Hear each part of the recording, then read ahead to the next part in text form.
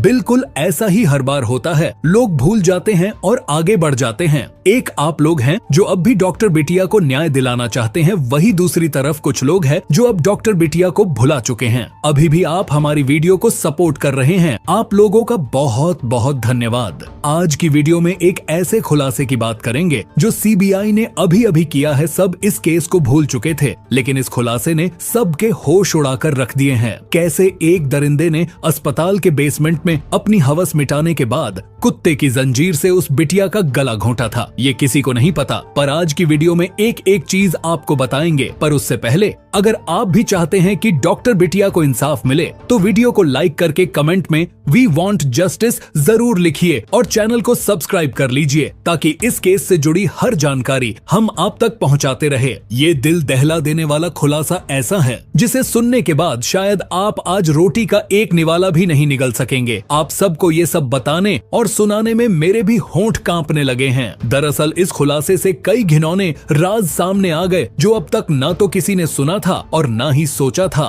उस रात जब तक डॉक्टर बिटिया जिंदा थी तब तक तो दरिंदगी हुई ही थी, पर उसके मरने के बाद भी दरिंदे ने ऐसी ऐसी हरकतें की जिसे सुनने के बाद आपकी आंखें नम हो ना हो पर आपका कलेजा जरूर फट जाएगा। वहीं हॉस्पिटल के प्रिंसिपल संदीप घोष की साली पर अधिकारियों को शक हुआ और उससे 6 घंटे तक पूछताछ की तो जो सच सामने आया उसने सबके होश उड़ा दिए हैं। साथ ही साथ संदीप घोष के लैपटॉप में जब कुछ अधिकारियों ने चेक किया तो सबने अपनी आंखें बंद कर लीं। तो आखिर इस लैपटॉप में अधिकारियों को ऐसा क्या दिखा? मैं ईश्वर से पूछना चाहता हूँ कि जब डॉक्टर बिटिया के जिस्म को वो दरिंदा नोच रहा था तो आप कहाँ थे? मैं ईश्वर से पूछना चाहता हूँ कि जब डॉक्टर बिटिया चीख रही थी तो क्या आपने उसकी चीखें नहीं सुनी? मैं ईश्वर से पूछना चाहता हूँ कि अब इंसाफ कब मिलेगा? कब डॉक्टर बिटिया की माँ को ये भरोसा होगा कि उसकी बेटी की आत्मा को अब शांति मिल चुकी है? आखिर कब? उस रात दरिंदे ने डॉक्टर बिटिया के शरीर को दांतों से काट काट कर बेहाल कर दिया था। डॉक्टर बिटिया के शरीर से लार के नमूने मिले थे और दांतों के निशान भी शरीर के कई हिस्सों पर पाए गए थे। सीबीआई को इस बात की तह तक जाना था कि आखिर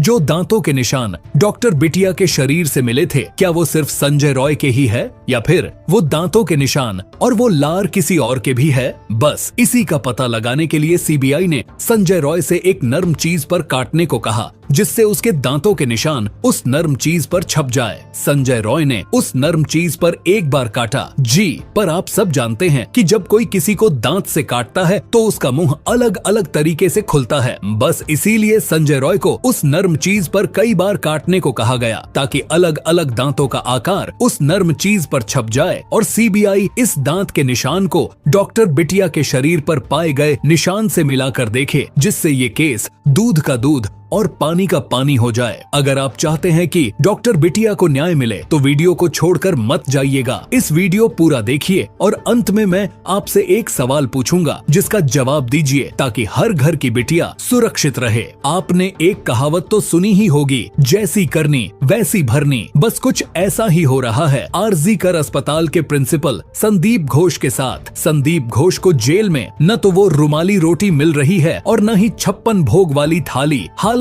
इतनी बुरी है कि जो शख्स घूमने वाली कुर्सी पर बैठकर पूरे अस्पताल को घुमा रहा था आज वो जेल की 4 दीवारी के भीतर जमीन पर बैठकर धूल फांक रहा है। जिस प्रिंसिपल ने बड़े बड़े 30 मार खा को नचा दिया, आज उसे कानून ने वो नाच नचाया कि वो ताश के पत्तों की तरह बिखर गया है। आप सब जानते हैं कि पुलिस का डंडा जब पड़ता है तो अच्छे अच्छे को ठंडा कर देता है। जेल के अंदर संदीप घोष को सोने के लिए कंबल, तकिया और एक चादर दिया गया है। अब मुझे नहीं लगता कि आपको ये बताने की जरूरत है कि जो कंबल, तकिया और चादर है वो जेल में संदीप घोष को कितना सुकून दे रही है। संदीप घोष जिस सेल में है उसी में उसका एक छोटा सा बाथरूम भी है। भले ही वो कुछ खा न रहा हो लेकिन खाली होने की व्यवस्था पुलिस ने कर दी है। पर दूसरी तरफ संजय रॉय इतना शातिर है कि सीबीआई